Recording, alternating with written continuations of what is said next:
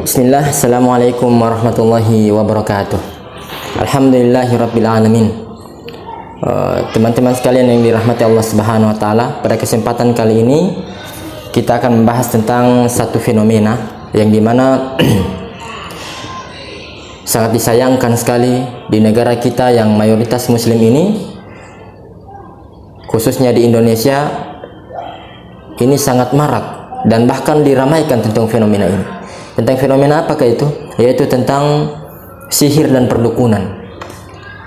Teman-teman sekalian yang dirahmati Allah Subhanahu wa taala, sihir dan perdukunan ini adalah perbuatan syirik kepada Allah Subhanahu wa taala. Baik mereka yang melakukan prakteknya maupun orang yang datang kepada mereka yang melakukan praktek ini. Ya, mereka ini adalah orang-orang yang telah melakukan kesyirikan kepada Allah Subhanahu wa taala dengan melakukan sihir dan praktek-praktek perdukunan lainnya. Dan Allah Subhanahu wa taala memastikan mereka ini di dalam Al-Qur'anul Karim dan mengancam mereka dengan ancaman yang sangat besar. Allah Subhanahu wa taala berfirman di dalam surah An-Nisa, "Innallaha la yaghfiru ay yushraka bihi wa yaghfiru ma duna dzalika liman yasha wa man yusyrik billah faqad iftara isman 'azima."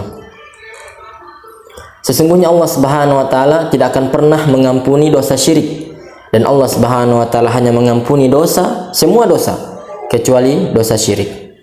Wa man yusyrik billah faqad iftara isman 'azima. Barang siapa yang melakukan kesyirikan kepada Allah, maka Allah Subhanahu wa taala telah memastikan mereka bahwa mereka telah melakukan dosa yang sangat besar, dan dosa itu tidak akan pernah diampuni oleh Allah Subhanahu wa taala karena telah berbuat syirik. Teman-teman sekalian dirahmati Allah Subhanahu wa taala, banyak orang-orang itu yang sudah menjadikan rutinitas mereka, kebutuhan mereka kepada dukun-dukun ini. Baik entahlah apa nama mereka, dukun, peramal, penyamun, tukang sihir, bahkan sekarang sudah diganti menjadi tren lagi sebagai orang pintar, paranormal, anak indigo, dan segala macam halnya. Yang intinya semuanya itu sama mereka. Mereka ini adalah orang-orang yang telah melakukan kesyirikan kepada Allah Subhanahu wa taala apabila mereka bertahan dalam persepsi mereka, prinsip mereka seperti itu. Tentunya teman-teman sekalian yang dirahmati Allah Subhanahu wa taala, mereka itu lebih banyak. Orang-orang ini, banyak masyarakat kita yang masih mempergantungkan diri mereka kepada dukun. Sakit, pergi ke dukun. Ingin bahagia rumah tangga, pergi ke dukun. Ingin bagus rezekinya, pergi ke dukun. Ingin mendapatkan jabatan, pergi ke dukun. Apa-apa pergi ke dukun. Dibandingkan kepada Allah Subhanahu wa taala mereka berdoa dan meminta. Ketahuilah, mereka para dukun ini yang paling banyak diyakini oleh orang-orang dan dipercayai oleh masyarakat kita untuk datang ke sana meminta solusi. Mereka ini adalah orang-orang pendusta. Para dukun ini adalah pendusta. Kenapa? Karena Allah Subhanahu wa taala sendiri yang bongkar trik mereka. Allah Subhanahu wa taala sendiri yang mengatakan sendiri itu di dalam Al-Qur'an bahwa para dukun itu mereka adalah pendusta. Contohnya di dalam surah Asy-Syu'ara ayat yang ke-221 sampai 223. Allah Subhanahu wa taala berfirman, "Hal unabbiukum 'ala man tanazzalu syayatin, tanazzalu 'ala kulli affakin asim, yulquna sam'a wa aktsaruhum kadzibun." Allah berfirman, "Maukah aku beritahukan kepada kalian," kata Allah, "kepada siapa setan-setan itu turun, kepada siapa setan-setan itu berteman, berkawan, bekerja sama." Dan setan sudah kita tahu, yaitu golongan jin yang mereka itu bekerja sama dengan manusia. Mereka itu adalah setan dan dipimpin oleh iblis laknatullah alaih. Kepada siapa setan-setan itu turun, kata Allah, tanazzalu ala kulli afakin asim. Mereka itu turun kepada setiap pendusta dan para pembuat dosa, yaitu para dukun dan penyihir. Mereka bekerja sama dari setan-setan jin. Yang setan-setan jin itu mereka mencoba untuk mencuri berita-berita langit, kemudian diberitahukan kepada dukun-dukun dan penyihir tersebut. Yulquna sam'a wa aktsaruhum kadzibun. Dan ketahuilah, mereka itu adalah pendusta. Pendusta. Ayat ini akan ditilawakan terus sampai hari kiamat oleh setiap muslim di dalam surah Asy-Syu'ara ayat 221 sampai 223. Allah katakan para dukun itu pendusta, kata Allah. Walaupun mereka bekerja sama dengan para jin atau syaitan yang dipimpin oleh iblis laknatullah alaih dalam sebuah asar seorang sahabat, Jabir bin Abdullah. Beliau beliau mengatakan, para dukun dan penyihir ini, mereka itu di dalam Al-Quran itu paling banyak sering disebut dengan togut. Ya, sebut dengan togut. Apa itu togut? Togut itu adalah segala sesuatu yang melampaui batas. Ya, melampaui batas seorang hamba memposisikan dirinya sebagai Tuhan. Ya, ketika seorang hamba itu memposisikan dirinya sebagai Tuhan, maka dia adalah togut. Ya, dan Allah berfirman, walaqad ba'atsna fi kulli ummatin rasulan an i'budullaha wajtanibut taghut. Ya, dan kami utus para nabi dan rasul itu, ya, kepada setiap umat untuk menyeru agar mereka beriman kepada Allah dan menjauhi togut, ya, memusuhi togut. Ya, jadi kita diperintahkan untuk menjauhi togut itu, jemaah sekalian. Para dukun ini Allah perintahkan kita untuk menjauhinya. Allah perintahkan kita untuk memusuhinya, bahkan memerangi mereka, mendakwakan mereka agar mereka bertobat kepada Allah Subhanahu wa taala. Dan mereka banyak menipu masyarakat dengan mengganti nama mereka orang pintar. Ini orang pintar dari mana, jemaah sekalian? Demi Allah, ini orang bodoh yang mereka itu meminta kepada jin, bekerja sama dengan jin. Ya, manusia minta kepada jin, itu adalah satu kebodohan. Ibarat seorang mahasiswa yang belajar sama anak SD. Ketika mahasiswa itu mengatakan, "Dek, saya ini ingin pintar, bagaimana caranya?" Maka anak SD itu katakan, "Oh, gampang Kak, minum kincing saya." Bodoh sekali. Pikirkan baik-baik, ya, masukkan di dalam akal kita. Kenapa Allah Subhanahu wa taala, ya, tidak memilih selain manusia itu menjadi nabi dan rasul?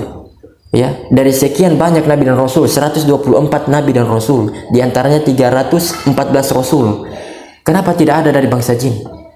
Semuanya dari bangsa manusia. Iya, karena manusia ini adalah fi ahsani taqwim. Kita ini sebaik-baik penciptaan, sebaik-baik makhluk.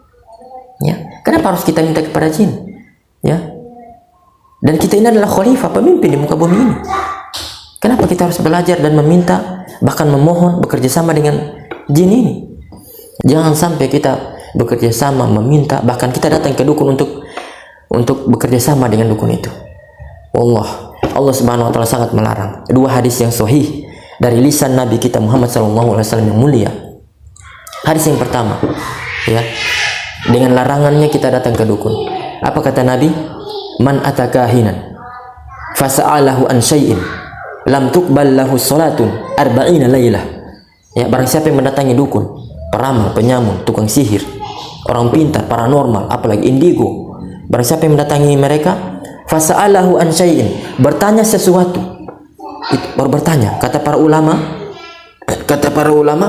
baru bertanya saja, coba terkat tangan saya, baru coba lihat nasib saya, coba lihat jodoh saya, coba lihat rezeki saya, baru coba, lam tuqbal lahu salatun arba'ina lailah, maka salatnya tidak akan diterima 40 hari. 40 hari salat yang sudah kita kerjakan itu hilang, hanya gara-gara pergi ke dukun. 1 kali ke dukun, 2 kali ke dukun, 3 kali ke dukun. Masya Allah, orang kalau punya iman di dalam hatinya dan dia punya akal sehat dan dia bertakwa kepada Allah, 40 hari sholatnya hilang, mudaratnya sangat besar ketika kita pergi ke dukun. Ya, apalagi sampai ke sana kita dikasih jimat, dikasih penangkal, apa semua itu dikasih. Itu yang luar biasa sekali. Ya, orang yang belajar ilmu kebal, orang yang belajar penglaris, orang yang belajar aura-aura kecantikan, ketampanan, ini luar biasa jemaah sekalian. Di dalam sebuah majelis, Syekh Utsaimin rahimahullah, beliau adalah ulama Timur Tengah. Beliau ketika sedang mengadakan taklim, sedang mengadakan kajian, kalau di sini majelis, ya, majelis itu ada seorang muslimin datang dengan sahabatnya yang punya ilmu kebal, Maka di tengah-tengah pengajian, di tengah-tengah majelis, pemuda ini angkat tangan, "Wahai Syekh, saya membawa teman ini, teman saya punya ilmu kebal." Syekh itu kaget, kemudian mengatakan, "Tunggu sebentar, kita berhentikan dulu majelis." Kita berhentikan dulu majelis dan bertanya kepada pemuda yang punya ilmu kebal itu, "Apakah benar engkau punya ilmu kebal?" Kata pemuda itu, "Iya." Kemudian kata Syekh, "Saya tahu di dalam tubuh kamu, saya tahu di tubuh kamu itu ditaruhkan sesuatu, ya, yaitu jimat atau penangkal." Kata pemuda itu, "Iya." Kemudian kata Syekh, "Apakah kamu mau, ya, sekarang ini jimat itu dibuka dan disaksikan oleh orang banyak di sini. Ya, para jamaah sekalian, disaksikan, kemudian supaya kamu tahu apa isinya itu. Kata pemuda itu, tapi saya punya syarat. Oleh dukun saya itu tidak boleh dibuka. Maka kata Syekh, saya akan berikan jaminan kepada kamu, ya, atas izin Allah, kamu tidak akan kenapa-kenapa. Kemudian kata pemuda itu dengan yakin, maka dengan yakin dia mengatakan, baiklah, maka dibukalah, diambillah gunting, kemudian digunting kain tersebut, ya, dengan jahitan yang luar biasa. Begitu digunting, ternyata di dalamnya ada kain lagi, digunting ada kain lagi, sampai 5-6 kain itu dibuka. Ternyata begitu dibuka, mohon maaf, ya, waliyadubillah, isinya itu adalah kotoran hewan yang sudah kering. Kotoran hewan yang sudah kering yang dibawa-bawa sama dia. Kenapa kotoran hewan yang sudah kering itu yang dibawa-bawa, yang dijadikan jimat? Karena kotoran hewan yang dibawa oleh pemuda ini itu disuka sama jin, sehingga jin itu selalu mendampingi dia. Masya Allah, ya. Dan ini yang membuat kita itu susah untuk beribadah, malas kita untuk mengaji, malas kita untuk sholat, malas kita untuk mendekat kepada Allah. Ya, ketika kita punya keinginan, ingin berhijrah, ingin berbuat baik, ingin menjadi manusia baik, itu ada saja penghalangnya. Ini disebabkan ini, ya. Bahkan efeknya sampai kita meninggal. Ketika kita meninggal, ya, kata Nabi SAW, "Man qama la ilaha illallah dakhalul jannah." Barang siapa yang mati ketika mengucapkan la ilaha illallah masuk surga. Akan tetapi orang-orang yang memiliki, ya, bekerja sama dengan jin-jin ini, ketika dia mati itu akan menjadi penghalang dia untuk mengucapkan kalimat la ilaha illallah Muhammad Rasulullah. Jangan sampai ketika kita mati kita susah untuk mengucapkan kalimat la ilaha illallah Muhammad Rasulullah. Maka kita harus bertobat. Lalu bagaimana caranya? Ya, kita bertobat kepada Allah. Kalau susah untuk dihilangkan, datang ke peruqyah, cari ustadz yang bisa meruqyah, kemudian diruqyah. Dan sudah banyak orang-orang itu yang sudah kita ruqyah. Ketika kita ruqyah, maka mereka sembuh dan jinnya itu meninggalkan dia. Ya. Jadi kalau kita ingin mencari solusi, maka cari ustadz. Ya. Minta kita untuk didoakan. Ya.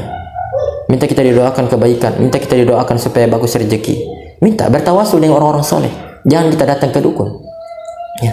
Kemudian hadis yang kedua. Hadis yang kedua ini Nabi SAW melarang kita dan menekankan kita untuk jangan sampai kita datang ke dukun supaya kita tidak keluar dari agama Islam ini. Ya, kata Nabi, man atakahinan fasaddaqahu bima yaqul bima yaqul. Ya, barang siapa yang mendatangi dukun, peramal, penyamun, apalagi orang pintar, paranormal, ya, indigo. Kita bertanya kepada orang-orang yang punya gangguan ini, yang mengetahui hal-hal yang gaib, ya. Kemudian kita benarkan apa yang mereka katakan. Oh iya benar ya. Oh tapi kita bela-bela dia. Ya. Faqad kafara bima unzila ala Muhammad sallallahu alaihi wasallam. Maka dia telah ingkar dengan apa yang dibawa oleh Nabi Muhammad sallallahu alaihi wasallam. Ya. Maka dia telah kufur dengan apa yang dibawa oleh Nabi sallallahu alaihi wasallam. Ya, keluar dari Islam orang ini. Harus syahadat lagi dia. Ya.